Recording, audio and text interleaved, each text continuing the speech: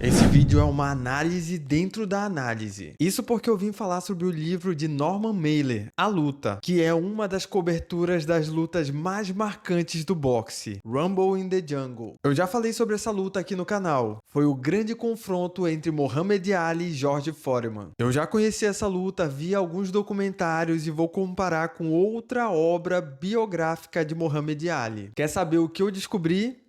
Então vem comigo. Olá, eu me chamo Alan, eu sou publicitário esportivo e quero te convidar para mais uma grande história do boxe. A Luta é um livro biográfico escrito por Norman Mailer, um grande jornalista americano que escreveu 11 best-sellers e foi ganhador de um prêmio Pulitzer, a mais alta honraria do jornalismo. Um grande jornalista, mas como pessoa, nem tanto. O curioso é que essa história toda se passa pela visão de Norman. Mas ora se passa pela visão dele vivendo ali e ora como se fosse um tipo de narrador. É como se fosse ele narrando o que aconteceu com ele. Não fica tão certo assim. Começa semanas antes da luta com a chegada de Norman no Zaire e vai acompanhando os passos do jornalista até a chegada da luta. Então você vai acompanhando todas as inseguranças, certezas, incertezas e todo o resultado do que ele vai aprendendo ao longo do processo. E isso é bom porque a gente vai aprendendo a história de uma maneira diferente.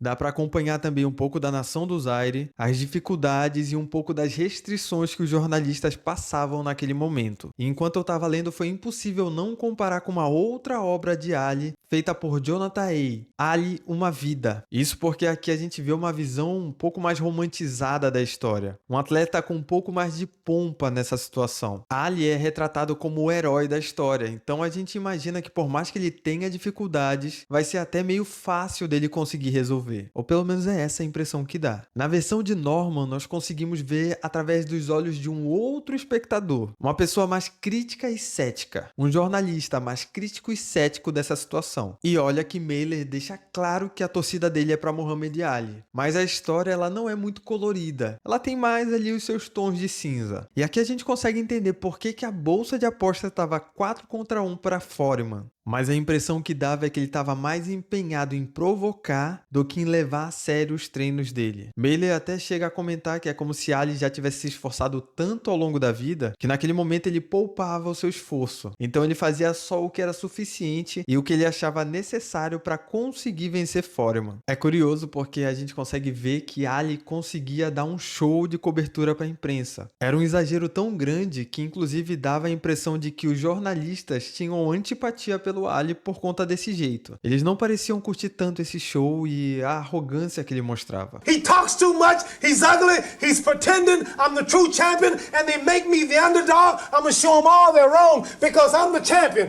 I'm the real champion. There'll never be one like me. And all of you people in Britain who rank me as the greatest, I'm gonna prove I'm the greatest. I'm gonna prove to you I'm the greatest. We're gonna prove to the world I'm the greatest. This is my last fight. I don't want none of you to miss it. So please come to the theaters. I'm going to eat some raw meat and I'm going to train. I'm going to get ready and chop some more trees. Um outro ponto importante aqui que eu não tinha parado para pensar é que os sparrings do Ali tinham envelhecido com ele. É como se ele já tivesse acostumado com os sparrings e os sparrings tivessem se acostumado com ele e aquela luta já não era mais uma novidade. Era como se fosse um show programado entre dois amigos ali. Todo mundo achava que ele só estava dando uma forçada de barra para ver até onde ele conseguia ir. Mas Ali continuava chamando a atenção. Já do outro lado, nós temos a presença imponente e dominante de George Foreman. Novo, imenso e um cara extremamente controlado. Só a presença dele já era o suficiente para intimidar as pessoas. O total oposto de Muhammad Ali. Por isso a ideia de vitória já parecia certa para todo mundo. E antes de eu chegar e te contar um pouco sobre as duas obras biográficas, eu quero dizer que se você é um atleta, um treinador, um dono de academia e quer aprender a se divulgar melhor, eu preparei um curso completo para você por apenas R$ 49,90. Vou deixar o link aqui na descrição. Mas aqui vão alguns pontos diferentes das duas obras que eu já te falei. Na visão de Mailer, Ali Boumaier não era algo tão icônico quanto parecia e quase não teve nenhum destaque para o público e para a mídia. Ali Boumaier era o grito de guerra dos zairenses apoiando Muhammad Ali. Era algo como se fosse: Ali, mate ele. Mas comparado com a outra biografia e com alguns documentários, a gente consegue ver que a história pode ser um pouquinho diferente da visão de Mailer.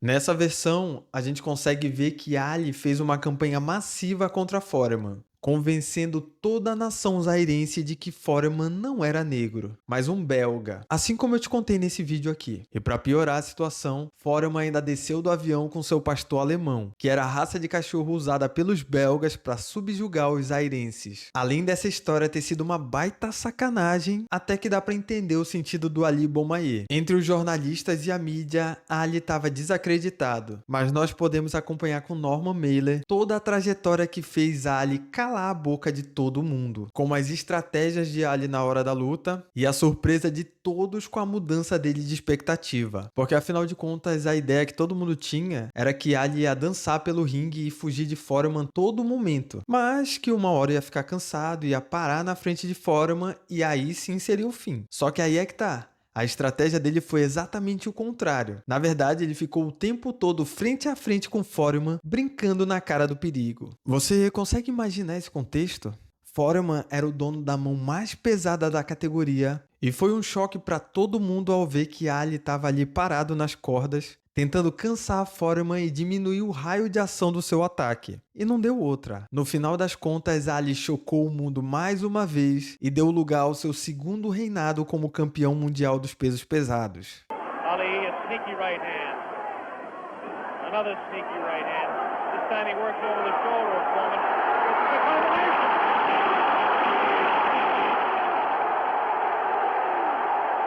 E Mailer contou como foi a emoção de passar por tudo isso e de ser o primeiro jornalista a ter uma exclusiva com Ali depois dele se tornar o novo campeão. Já Foreman, derrotado, se viu desacreditado por ele mesmo. Enquanto eu tava lendo, eu ficava me perguntando se fosse eu naquela época, de qual lado eu ficaria? Se eu ia torcer por Foreman ou se eu ia ficar do lado de Muhammad Ali. E apesar de hoje eu ser muito fã de Ali, eu acredito que a minha torcida ainda seria para Foreman, porque ele era a escolha mais óbvia. O livro A Luta, de Norman Mailer, retrata de maneira simples uma das lutas mais marcantes da história do boxe. Tem seus momentos que são meio qualquer coisa ali, mas é uma leitura que vale a pena. Mas e você? De qual lado você ficaria? Seria do time George Foreman ou do time Muhammad Ali?